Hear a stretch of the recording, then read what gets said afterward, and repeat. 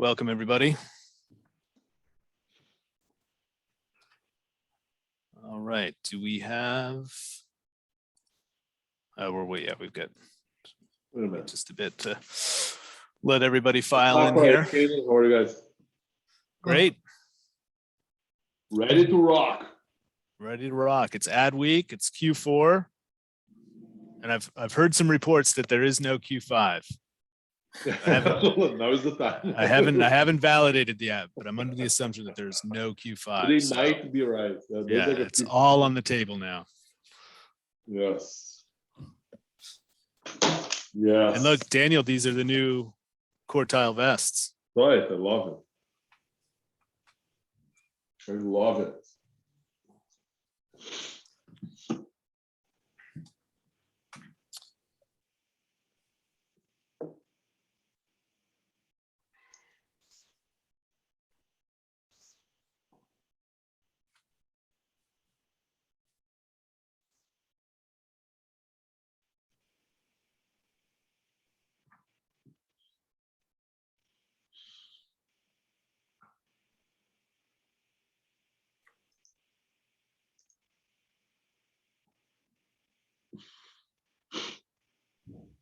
Probably give them a couple minutes. I just got a message from some of the people that they were having a little bit of trouble getting in. I think Zoom is being a little troublesome. Yeah, I clicked on the link and came in right away.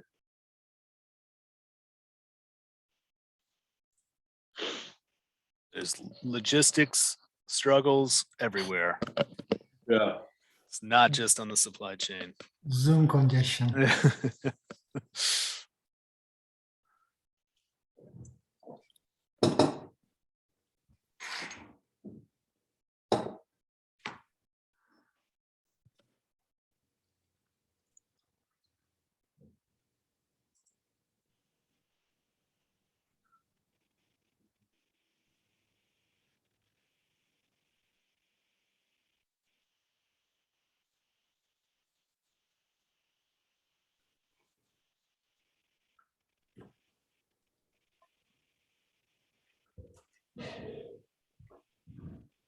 All right, Kanan, we should probably get started. All right. Probably unmute myself first. All right, everybody. Well, welcome to another of our partner series webinars. I'm Kanan Schladelsink, the Chief Revenue Officer over here at Quartile. And we're joined today by Daniel Knijnik, our CEO, and Mustafa Cokol. Hey there. And Mustafa Cokol, who is the Senior Manager of Global Mile Logistics at Thrasio. So between the three of us, we have a murderer's row, as we were saying, difficult to pronounce names, but lucky for you, there's a nice spelling guide there, and the webinar is of course being recorded. So if you ever want to go back and listen to the audio, you can get it just right. So we're going to be talking about finding profit amid supply chain disruptions and best practices for success in Q4 today. So we'll get right into it. So from an agenda standpoint, we'll kind of open up with, if you haven't heard of us, have no fear, we'll give you the overall creds for Quartile and Thrasio. An introduction to our speakers today, Daniel and Mustafa, and of course myself. And then we'll go through some of the supply chain logistics and management and best practices. And then, of course, leading into some of the best practices we see from an advertising and ad optimization standpoint to help control some of your supply chain issues. And then we'll get into Q&A from there. So without further ado, a little bit about Quartile. So we are the largest e-com marketplace ads partner globally. And so we focus on optimizing and scaling your sales and growth from an advertising standpoint across all viable e-commerce marketplaces. So Amazon, Walmart, Instacart, Shopify, and more. And to give you a sense of kind of where we are today, we will manage over $10 billion in e-com sales this year, and that's across about 1.1 billion in ad spend under management. And we're connected to about 4,000 brands globally and about 20 of the top 100 advertisers in e-com marketplaces. So we work with a lot of folks. We see a lot of spin. We have a lot of data, and we want to use that data in this series to help you guys as far as best practices and strategies for success go in Q4 and beyond. And so with that, I will hand it over to Mustafa to give you a little introduction to Thrasio here. Not that it's needed. Right, still. Hi everyone, this is Mustafa. So I want to start talking about a little bit about Thrasio, right? Thrasio is the largest acquirer of Amazon businesses. We spend more than $600 million acquiring more than 200 brands, and currently we are acquiring more than one brand per week. Thrasio raised more than $2.3 billion in capital, and we have more than $500 million in cash on hand for future acquisitions. Thrasio is among the largest 25 sellers on Amazon, and the majority of our deals close in less than 8 weeks. So Thrasio takes well-loved brands to even greater heights as sellers are richly rewarded. Awesome. And so a little bit about the folks that are speaking today. So I'll introduce myself, of course, as I did already. I'm the Chief Revenue Officer over here at Quartile. And so I'm responsible for all of our sales and marketing efforts as it pertains to advertising and sales growth. Daniel, if you want to say a little bit about yourself. Hey guys, yeah, so I am great to be with you guys and Mustafa and Kanan as well. So I am one of Quartile's co-founder and the company CEO. Like Kanan said, we're going to manage more than $1 billion this year in ads. So we have a lot of data. We see the trends, everything that's going on, and very excited to be with you guys here. Like Kanan was saying before, we haven't heard about Q5, so this is Q4, right? It's time to go. So excited to have Mustafa here to discuss about the supply chain issues that we have been seeing and some best practices that we want to share with you guys in terms of how to solve the problem, or at least make it a little bit more addressable. Awesome. And so by way of background, Mustafa, tell us a little bit about your role at Thrasio and what Global Mile Logistics kind of incorporates and encompasses over there. I'm sure everyone is very familiar with this background right now. That's the view of Long Beach, just so many vessels. I'll talk about that in detail in the next coming slides. So a little more about me. Name is Mustafa. I have been with Thrasio since COVID started. So I started Thrasio in March 2020. And me and my team handles Global Mile Logistics. So from our suppliers, we handle all of the international logistics. My background has been in supply chain. I've been in supply chain more than 15 years. Work at freight forwarders, importers, exporters, and I also teach logistics. So that's about me. All right, so an expert if there ever was one. All right, so with that, let's get into it. And Mustafa, I'll drive the deck here. Just give me a signal, and I'll move through the slides here as we go. Okay, sure. Thank you. I appreciate it. So, global supply chain crisis that was triggered by the COVID, by the pandemic, was supposed to end by now, right? That was the expectation that we had a year ago, but it didn't. So we are in this scenario, and the global supply chain crisis didn't end. So what's happening? I want to talk about the market overall a little bit, then understand, talk about the transit times, then what sellers can do, importers and exporters can do for Q4. So as everyone knows, there is an imbalance between supply and demand in the whole world right now, and that's what's causing the big issue. The factories were closed at origin, mostly in China and other countries as well, and it created more imbalance. And, customers were buying more product, and this was also adding to the imbalance. So I want to talk about the air market and the ocean market, how they are being affected by this, and also how they're affecting it, right? So I'll talk about the air market first. Most of the people who even do export and import, they don't know, but like most of the air freight is being carried on the bellies of the passenger aircrafts. So the plane that you go to France or anywhere else, it has lots of cargoes underneath it. And since COVID started, most of the passenger planes were canceled. As it says 75, so 75% of the passengers were canceled. So the supply of the cargo was decreased tremendously. So as the supply went down and the demand went up, the prices increased. The air freight prices increased compared to pre-COVID times, 10 times more. And ocean market is also tough. People are realizing that they cannot get your product to the final destination even today. So they also go into air market, which drives this constraints even further, and the prices even increases even further, right? On the ocean market side of it, there is a vicious cycle. This goes around and around, right? There was labor shortages at the COVID and COVID closures at origin and also at the destination. So when your product is not getting ready for if there's a labor shortages or COVID closures at the origin, you cannot ship your product. And there has been and there is still container availability issues. There aren't enough container to ship the goods that sits at the origin right now. So this goes in the vicious cycle that I mentioned. So the equipment is short. Everyone wants to ship what they have. So that drives the container prices that goes up. Compared to COVID, the prices went up sometimes 10 times more, right? And there are also vessel delays. Vessel delays are because of the equipment shortages and the COVID closures as well. Some ports at China and other locations have closed for weeks during last year. And this adds to the vessel delays. When a vessel delayed, it affects the whole cycle of the ocean market.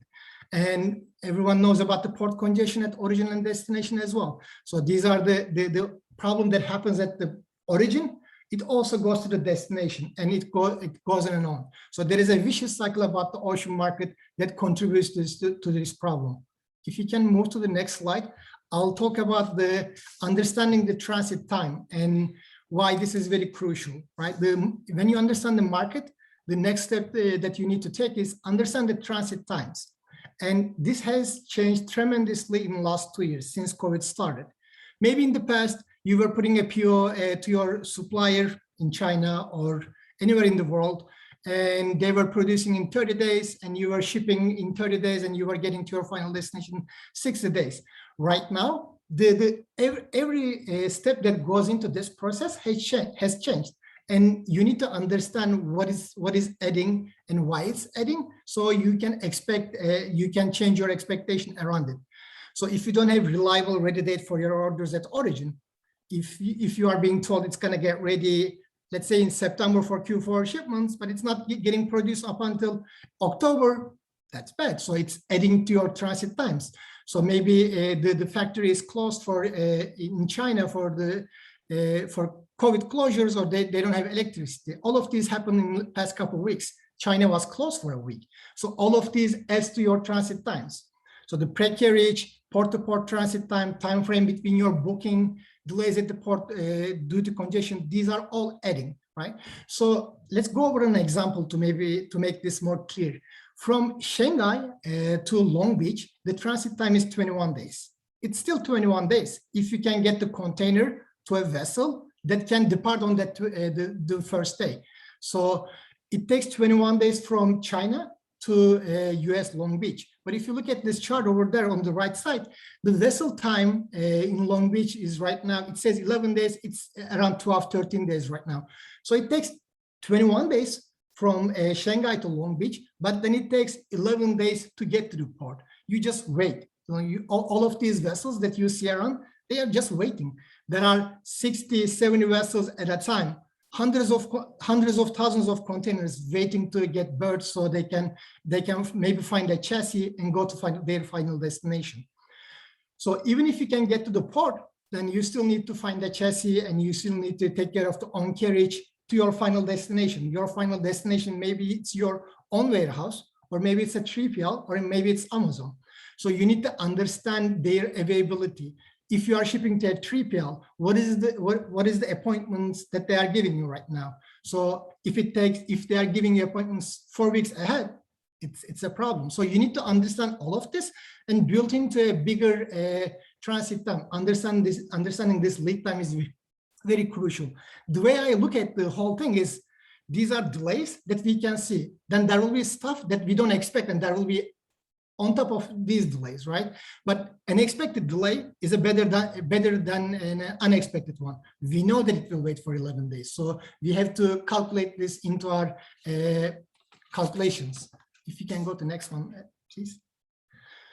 So we talk about the market condition, and we also talk about understanding the transit times, right? But so what can we do? What can importers, sellers do for Q4 right now? So it's almost too late to make an ocean shipment for Q4 right now because of all the transit times, if you understand the transit times. But it might be still possible. This is the reason that you need to understand the realistic ETAs of your final destination. If your freight forwarder or carrier or whomever you are working is telling you the ETA to Long Beach is, I don't know, November 1st, you need to be asking, like, is it like getting to, like, when do you think it will get to our 3PL? That might be adding extra long times. You have to understand this realistic ETA to align with the internal and external partners. And since COVID started, like, external partners and internal partners have been always important, right? And in my opinion, the external partners has been even more important in COVID times, because you need someone that you can depend. Supply chain never sleeps, so there should be always someone who can get answers for you. Like, there is non-stop things happening. So maybe you will not be able to do an ocean shipment and you are thinking about doing an air shipment. You need to understand the cost part of the air shipment. How is it going to impact the logistics cost per product, right? Like, if you are still using the calculations that you had 2 years ago, you are way off. You need to understand the impact of the logistics per product. In the past, shipping a container was a couple $1,000. Right now, it's 5, 6, whatever times more, depending on your agreement with the freight forwarders that you work with. You also need to work on the possibility of cross-docking, if that's something that you should be doing. You need to work with your 3PL and warehouse to understand that they have the capacity to accept the shipments. If you have a shipment that went through the whole cycle that we talked, it gets to a warehouse and they cannot accept it, it's going to cost you extra cost and also extra delay and you don't want any of them. So it's very important to align with the 3PL warehouse or Amazon in advance. If you are shipping to Amazon, you need to be getting your Amazon appointment well in advance as well. And if you are shipping to 3PL and your final destination is Amazon, eventually you need to understand about the cutoff times to make a replenishment from 3PL to warehouse, right? There is no such a thing, like, you cannot just ship everything last minute. So you need to have a plan. So yeah, this is, if you can go to the next one, right?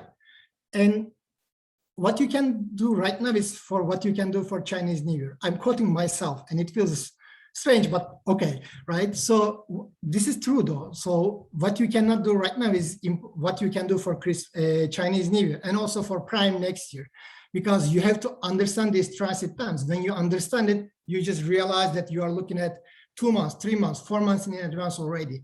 Chinese New Year is in February 1st, and the suppliers, depending on suppliers, they will be closed for 2 to 3 weeks. So if you add this on top of the transit times that we talked, the gap is getting bigger. So it's very important for you to understand what you should be doing for next steps. Next one, please. So be prepared for what's coming next. Everyone is saying this. It's not me, just market is not going to get better in short term, right? You see briefings even from White House, they talk about short-term solutions, but these short-term solutions are just like a small bit to solve this problem in the long term. So this is what it is. So I think the most important thing is doing your homework to understand your shipping needs well in advance. Don't plan for New Year right now, plan for Chinese New Year. And when Chinese New Year comes, prepared for summers. When summer comes, be prepared for Q4.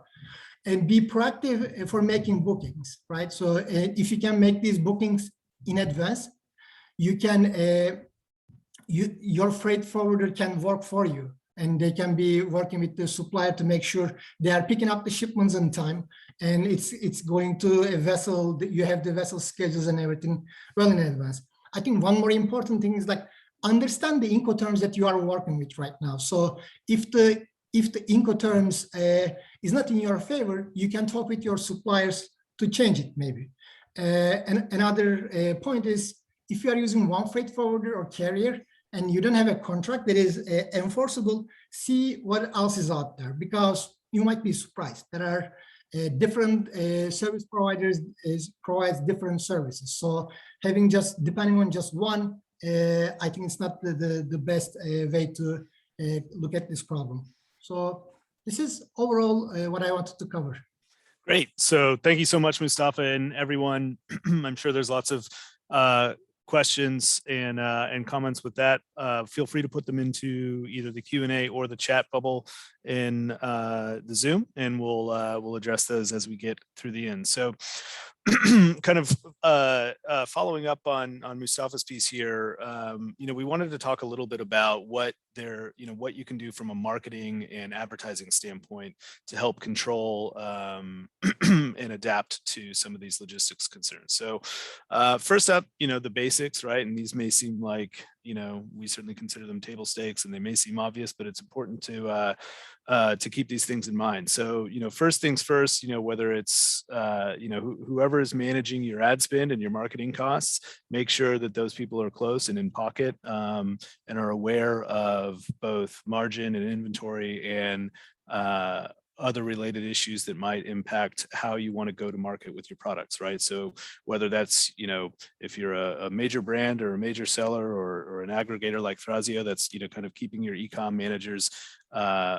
in tune with what's going on the inventory side, or, if you're a smaller seller or a smaller brand and you're leaning on Quartile or another partner to be the hands-on keyboards for your ad spend, whoever that contact is, make sure that they're aware of your inventory constraints if you have them, or your surpluses if you have them, and that they're aware and able to adapt from a tactical standpoint on the ad spend side. Also, if you have certain, heavy demand items that have natural adjacencies, make sure that you're expanding your offering set to include those, right? So just, kind of a simple example here, if you're selling a black dog bed, make sure that you have, other colors of that dog bed in stock, right? So that, you can very easily transition to a different color if one color is selling out or close to selling out, and then expand your keyword targeting for the products that you have sufficient inventory into like a broad phrase match, like in stock, right? So that when people are searching for items that are selling out in certain places, they're going to add that to their search query, and you'll be able to take advantage. Also, from a bundling standpoint, offer product bundles for heavy in-demand items. Take kind of natural adjacent products that are might be bought with that item, but maybe aren't as heavy sellers for you, and bundle those together to help you kind of mitigate some of your lower selling items with your more in-demand ones. And then also some kind of deeper best practices here, right? So always be mindful of the gap, so to speak, right? So as you're if your headline product or your hero ASIN is dwindling down and your shipment is 30 days out, make sure that you're adjusting your approach to marketing accordingly. So, and there's been a lot of dialogue like around this in the market, I think recently, and we did want to raise a point here. So, what we always recommend is reducing your ad spend and reducing your bid rate for products that are kind of in danger of selling out, right?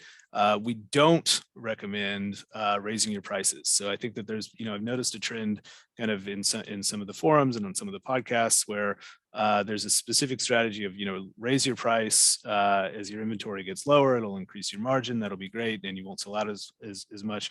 But what happens, and this is in Amazon and Walmart and any other e-com marketplace, is when you raise prices, that typically, naturally that's going to decrease your conversion rate, right? And when you decrease your conversion rate, that actually impacts your sales rank from both a paid and organic ranking standpoint. So we really recommend that you don't raise prices. It may seem counterintuitive coming from an advertising company, but we recommend you reduce your ad spend, or in some cases just pause ad spend, right? Because that won't actually impact your conversion rate, but it'll prevent you from selling out. And so that when you do get restocked or you're close to getting restocked, you can increase your ad spend again without losing any of that organic ranking. So it's much easier to kind of build back your ranking when you're, after you've just reduced ad spend than it is to try to recover after a sellout. And so that's, a key tactic there.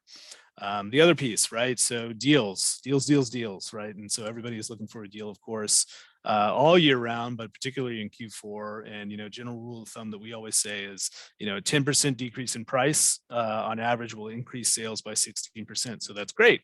But on the flip side, a 10% increase in price will decrease sales by 22%, right? And so what we're saying is kind of, when you're dealing with inventory constraints in a high demand period, you want to kind of thread the needle on that one, right? So it's, as opposed to raising prices and decreasing that conversion rate, just avoid putting deals in play where you're going to have inventory issues and then you might sell out and therefore lose ranking. So just be really mindful of where, what products you're putting on deals and when you're putting on deals. So, if you want to, you're maybe pre-Black Friday or pre-Cyber Monday, you're at risk of, or you have some supply issues, maybe hold off on that deal, a week or two. Certainly don't launch the deal early.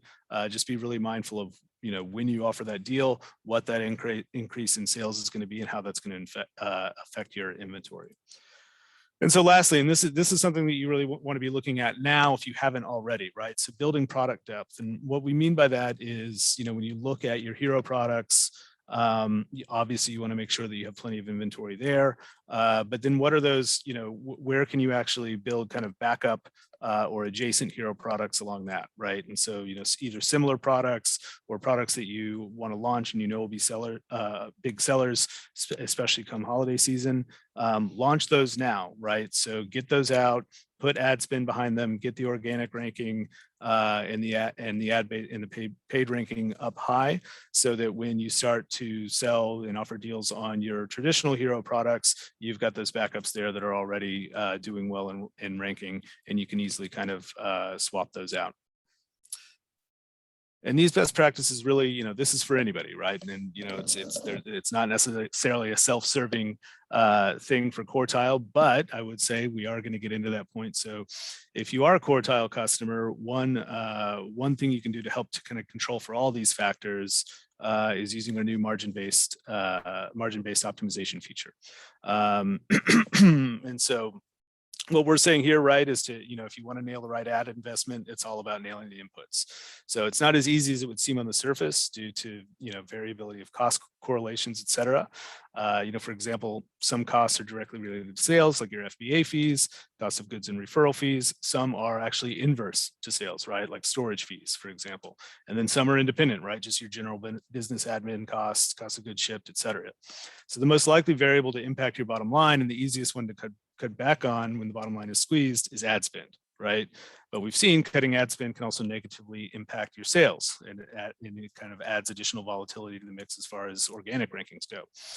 So we've been working on for a very long time to develop a sophisticated algorithm that can determine the optimum ad spend to actually maximize your sales and profit, aka your margin, right? So this is beyond a simple Excel calculation, and it's nearly impossible to do when you're accounting for multiple ASINs, but we've just rolled it out over the last month, and we're calling it margin-based targeting and optimization. So let's talk a little bit more about what that means as far as actually managing for both profit and inventory control, et cetera. Right. So for us, margin-based targeting is an optimization is a custom parameter to optimize your entire seller account. And so what we do is we partner with you, our account management team will walk through our methodology and work on a custom plan. And this graph here is kind of what an example of that plan might look like to help optimize for margin. And it takes a couple of weeks to get this up and running. But as you can see, forecasting gets easier as we can actually estimate the future cost per unit. We can increase ad spend on new product launch and be mindful of negative margin to spur sales and climb up in ranking.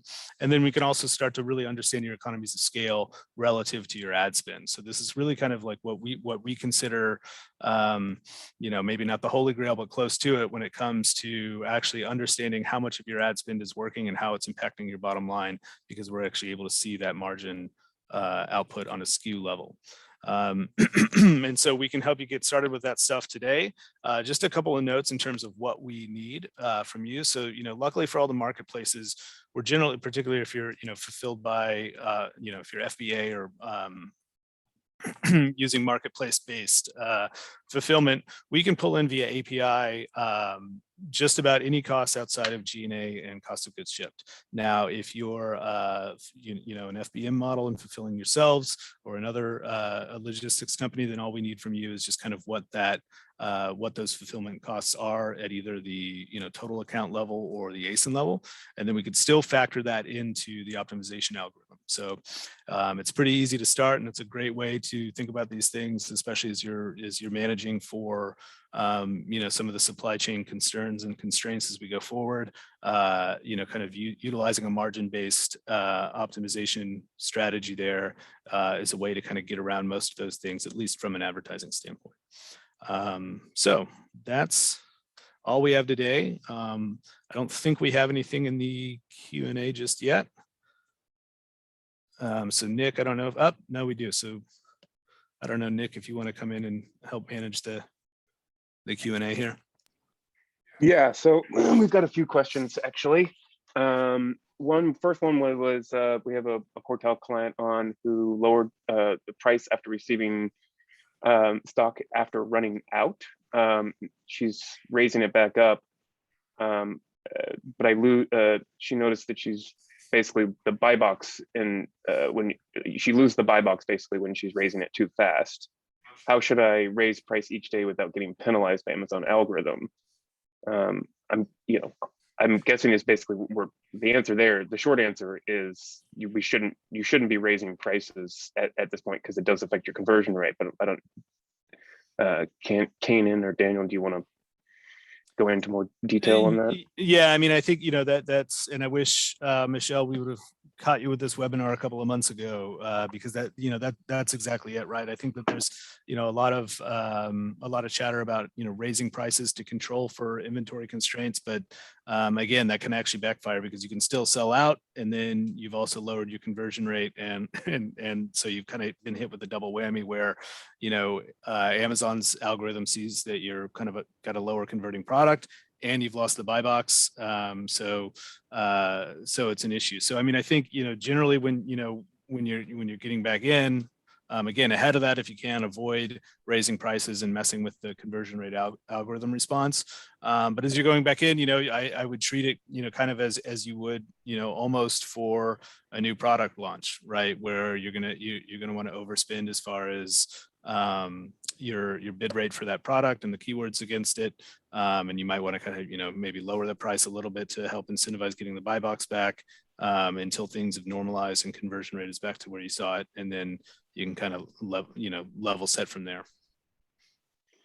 And then a question for Mustafa. It looks like can we? There's a couple questions around in general cross-docking and diversifying your overall supply chains, basically trying to having a little bit of overlap in between your sources. Can you kind of explain how Thrasio takes that? Yeah, I mean, I can give some general ideas, right, about the cross-docking. With cross-docking, what I meant is like Amazon changes their restrictions all the time. Maybe in the past you were shipping to Amazon.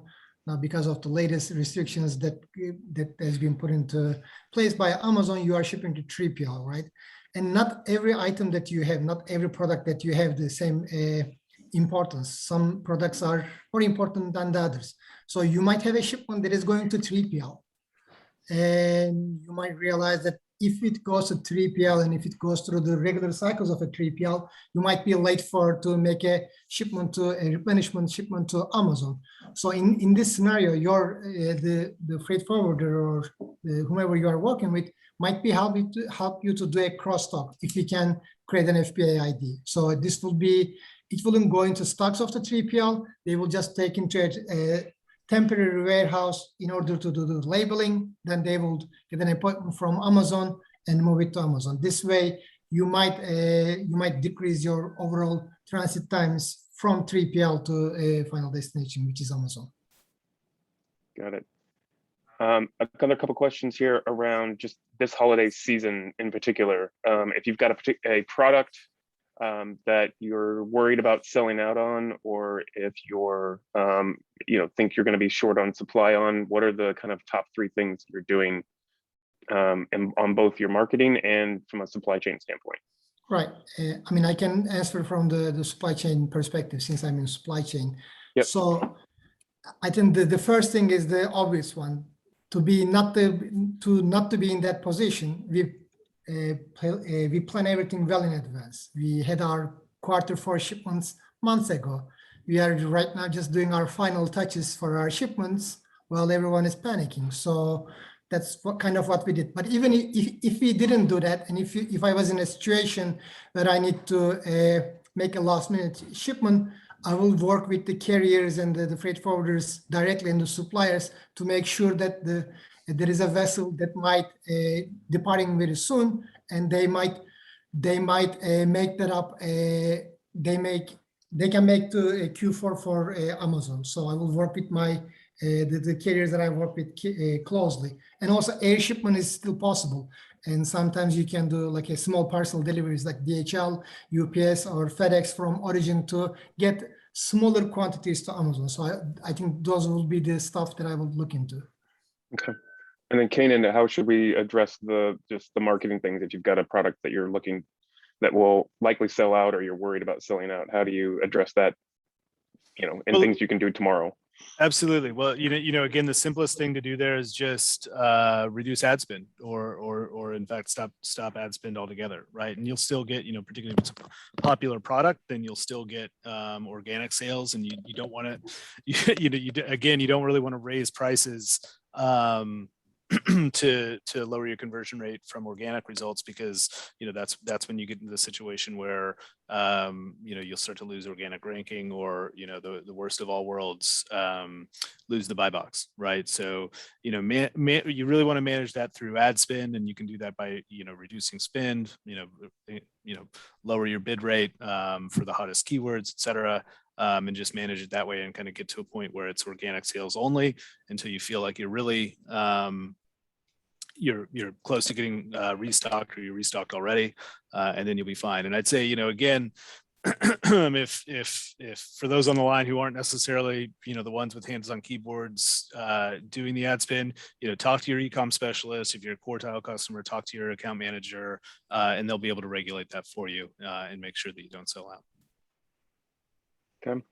And then one last question is the impact of logistics on a cost per product standpoint. How do you currently calculate margins there? I mean, does Thrasio sort of calculate that on a per ASIN basis, or are you guys going through and looking at overall stuff?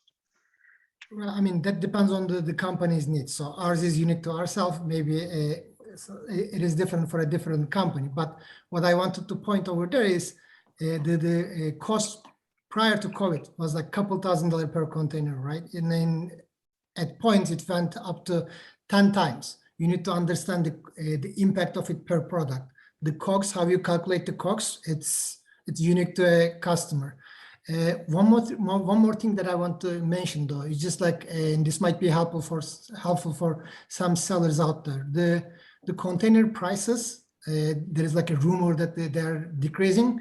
That rumor is correct. So like because of the closure in China and the electricity problems in China, the container prices decreased drastically, and this will be the case for another at least 2 weeks right now. We don't know, no one knows what's going to happen in next month, but right now there is a drastic change. So if you have shipments that didn't get it in, like they didn't get to the origin port, it is a good opportunity for you to go back to your service providers to maybe decrease your prices, and I'm sure this will have a huge impact on the cost per product as well. I think that's all the questions, guys. We've answered them all. All right, guys. Well, thanks so much for tuning in, and we'll be, like I said, we recorded the webinar, and we'll be sending that out to all registrants. So if you have colleagues and coworkers who were not able to attend, fear not, they'll be able to see the recording live in just over a day here. Thank you, and look forward to the next one, guys. Thank you.